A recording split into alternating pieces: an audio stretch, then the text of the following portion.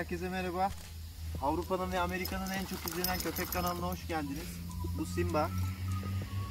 Bugün bekle komutu nasıl öğretilir onu göstermeye çalışacağım. Bekle komutu biraz önemli bir komut. Öğretmenizi tavsiye ediyorum. Çünkü lazım oluyor normal hayatta. Ya markete gidersiniz, bir yere bağlarsınız, durmaz havlar, bekle dersiniz, bekler. Ya da böyle salık gezdireceğiniz zaman yoldan karşı karşıya geçerken beklemesi önemli. Bir şey gördü, kedi gördü, kuş gördü, bekle komutuyla bekletebilirsiniz. Yani öyle zevk için değil, itaat için önemli bir eğitim. O yüzden göstereceğim. Simba, başlayalım mı oluşum? Şimdi önce bekle komutunu nasıl öğreteceğiz? Bekle dediğimizde bekle anlamayacağı için hayırı kullanabiliriz. Ama el hareketi çok önemli. Kendinize bir el hareketi seçin. Her eğitimde onlar önce vücut dilini anlamaya çalışıyorlar. Vücut dilini daha kolay anlıyorlar. Üzerine sesli komutu sonra ekleyebilirsiniz. Önce vücut dili seçmeniz gerekiyor. Gel bakalım. Tabii bekle komutunu nasıl öğreteceğiz ya da diğer komutları? Mama ve tabii ki clicker'ımız yanımızda. Biraz enerjisini atmış olması gerekiyor. Çiş kaka stresinden kurtulmuş olması gerekiyor eğitim için. Bir de çok sıkmanızı tavsiye etmiyorum. Yürüyüşlerin arasında eğitin. Sürekli hadi şimdi eğitim zamanı, şimdi yürüyüş zamanı diye ayırmayın. Yürüyün, eğitin. İşte biraz oyun oynayın, eğitin. Çünkü yavru köpekler çok sıkılır. Çabuk sıkılır. Biz onu istemiyoruz. Çünkü odağını kaybetmesin. Odağını kaybettiği zaman daha geç algılayabiliyor, daha geç anlıyor. Odağı bizde olsun istiyoruz. Bunun için de kısa kısa yapacağız gün içinde. Değil mi oluşum? Hadi başlayalım. Şimdi dostlarım, mesela sizin köpeğiniz hiç eğitim almadıysa, tabii önce odaklanma eğitimini daha önce videosunu çekmiştim. Sürekli çalışın. Diğer eğitimlere yardım edecektir o. Şöyle başlıyoruz. Mesela Simba şimdi burada. El hareketim var. Önce clicker'ı geçelim. Hayır. Mesela bir hareket edecek. Tabii sizi anlamayacaktır önce. Hareket edecektir. Hayır deyip ben bu el hareketini seçiyorum. Siz başka bir şey kullanabilirsiniz. Simba. Hayır. Bak durdu. Hayır. Yanına gidiyorsunuz.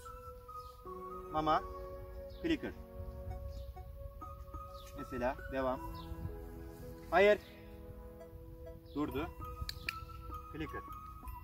Durmaya başladıktan sonra buraya bekle komutunu ekleyebilirsiniz. Ama önemli olan zaten el hareketi.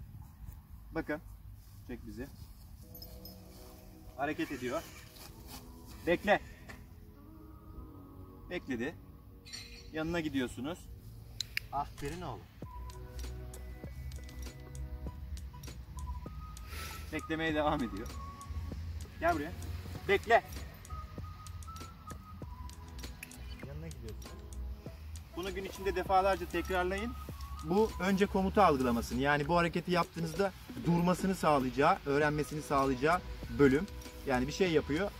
El hareketiyle sesli, biraz yüksek sesle onu durmasını sağlayacaksınız. Sonra beklemesini istediğinizi anlayacaktır. Esas mevzu bunu nasıl uzun tutacağız. Mesela şöyle. Simba gel buraya. Gel. Bakın şimdi dostlarım. Simba. Bekle. Beklettim. 1, 2, 3 adım. Geldim. Gel buraya. Clicker mama. Simba. Bekle. 1, 2, 3 adım geldim. Gel buraya. Simba. Bekle. 1, 2, 3, 4 adım geldim bu sefer dostlarım. Gel buraya. Simba. Sürekli de ismini kullanmayın. Ben şimdi sürekli isim kullanıyorum ama ismine duyarsızlaşmasın. Farklı ıslık, ses. Yani sürekli ismini söylemeyin. Şimdi mesela dostlarım. Simba. Bana bak. Bekle. 2, 3, 4, 5, 6, 7. Simba'yı çek. Bak çağırdım zannetti, geldi. Mesafeyi kısa arttırabilirsiniz. Yani ben bunları uzun gösteriyorum ama bunlar her gün farklı çalışacağınız şeyler. Yani bir gün 3 adım, 4 adım, 5 adım, 6 adım diye mesafeyi uzatın ya da mesafeyi uzatmadan bekleme süresini uzatın. Nasıl? Mesela bu şekilde. Simba bekle. 1, 2, 3, 4 adım attım. Bekliyorum. El hareketim duruyor dostlarım.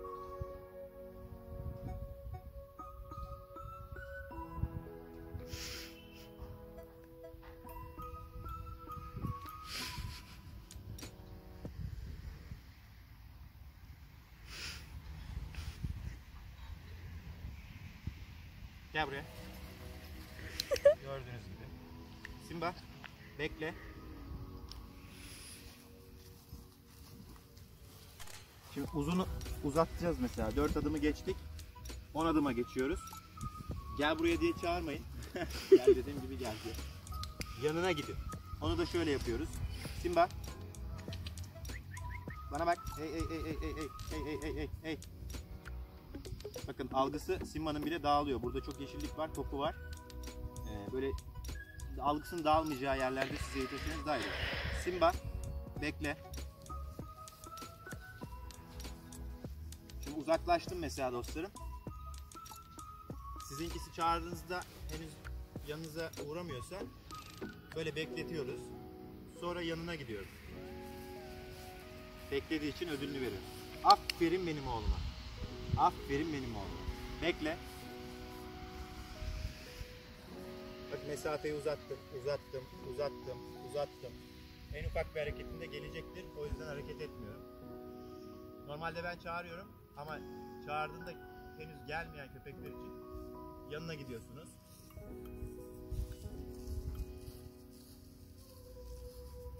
Aferin benim oğluma. Aferin sana. Sim, bekle.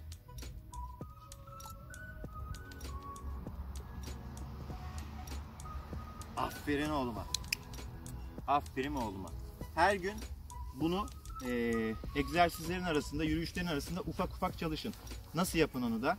Onu da göstereyim. Mesela yürüyüşteyiz dostlarım. Yürüyoruz yani alakasız. Bak gidiyor. Kuş gördü. Gel buraya.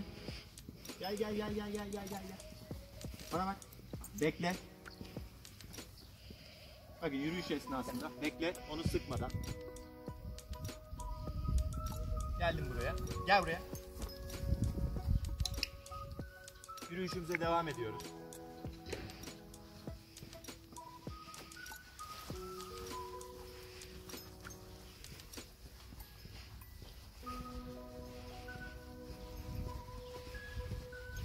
Yürüyüşümüze devam ediyoruz. Sürekli aynı şeyi çalışarak onu sıkmamak amacımız.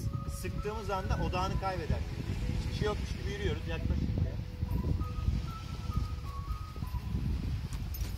Mesela diyelim 2 tur attık. Simba bekle diyorum. Geldim buraya. Geldim yanına. Aferin benim oğluma. Bu şekilde çalışırsanız odağı sizde kalır. Ve sıkılmamış olur. Eğer çok çabuk sıkılıyorsa bunu kullanabilirsiniz yavru bir köpekse. Ve sonuçta neyi elde edeceğinizi göstereceğim şimdi. Bunu her gün çalışırsanız ya da haftada çok sıklıkla çalışırsanız bu yöntemi çok fazla işinize yarar. Sonuçta şunu elde edebilirsiniz. Gel buraya. Bakın 8 aylık bir köpeğin bekle eğitimin ne kadar iyi aldığını göstereceğim şimdi size. Bu şekilde yaptım. Simba bekle.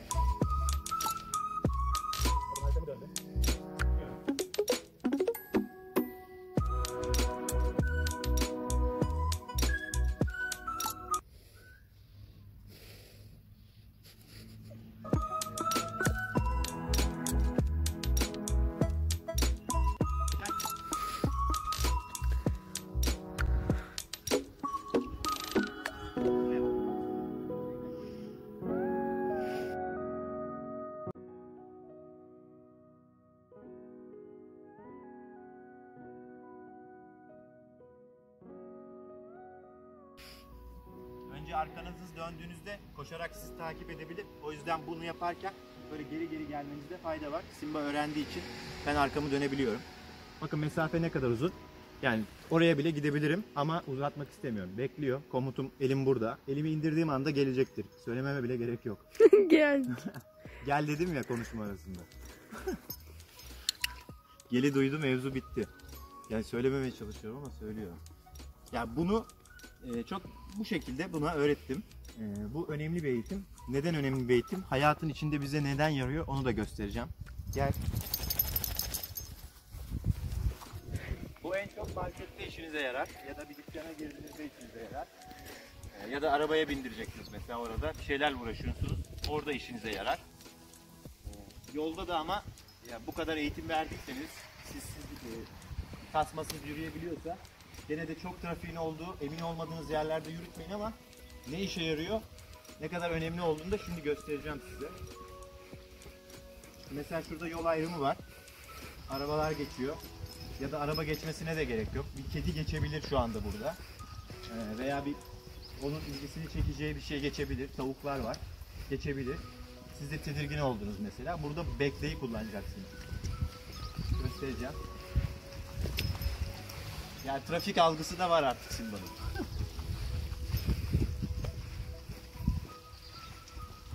Kendimizi bir trafik lambasıymış gibi konumlandırıyoruz. Şimdi yol ağzına geldi. Şu anda araba geçmiyor. Ama geçebilir. Simba, gel buraya. Bekle. Bekle. Diyelim araba geçiyor burada. Arabanın geçmesini bekliyoruz. Bakın bekliyor o da. Gel. Araba geçti. Biz de gittik. Mesela şurada kedi var. Çok şans. Şimdi hem yol ağzı hem kedi var. Bakın nasıl normalde kediye saldırıyor, koşuyor. Görmedi ki. Görecek. Tavuk var yanında. Kedinin. Kedi var, tavuk var yan yana. Çocuk var. Şu anda gördü mesela. Kediye odaklandı şu anda. Kedi arabanın altında. Bekle dedim. Bakın hamleyi durdurdu. Şu anda kediye ve tavuklara bakıyor. Kedi arabanın altında.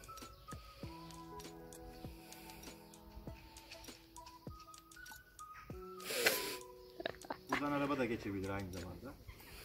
Kedi uzaklaştı. Devam ediyoruz. Yürü. Buraya gel. Çabuk. Gel. Buraya. Gördüğünüz gibi dostlarım, bu çok işe yarayan bir eğitim. Herhangi bir kazadan bizi korur. Aynı zamanda gerçekten işte kedi görüyor. Bekletiyorsun. Yolun kenarında bekletiyorsun. Nasıl bu çalışmayı sürekli yaparsanız işe yarar. Öyle bir kere çalıştı, öğrendi, bekliyor artık deyip bırakırsanız olmaz. Mesela araba geliyor. Şimdi buraya gel. Bekle. Çek. Arabayı çek. Bak araba geçiyor dostlarım.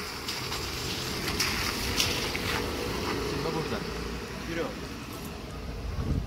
Çok işimize yarayan bir eğitim ama bunu sürekli çalışın. Mesela araba geliyor, karşıda kaldı. Simba bekle. Gel buraya. Gördünüz. Bunu haftada 2-3 çalışın. Öğrendi diye bırakmayın. Benimkisi mesela tamamen öğrenmiş durumda ama hala çalışıyorum. Neredeyse haftada 3-4 gün bekleyip çalışıyorum. Ve bu böyle basit bir şey. Ama birazcık zaman ayırmanız gerekiyor. Bu şekilde öğretebilirsiniz. Bir de ufak bir şov. Simba, videoyu kapatacağız. Bekle. Bu zor bir şey dostlarım şu andaki. Koşacağım çünkü.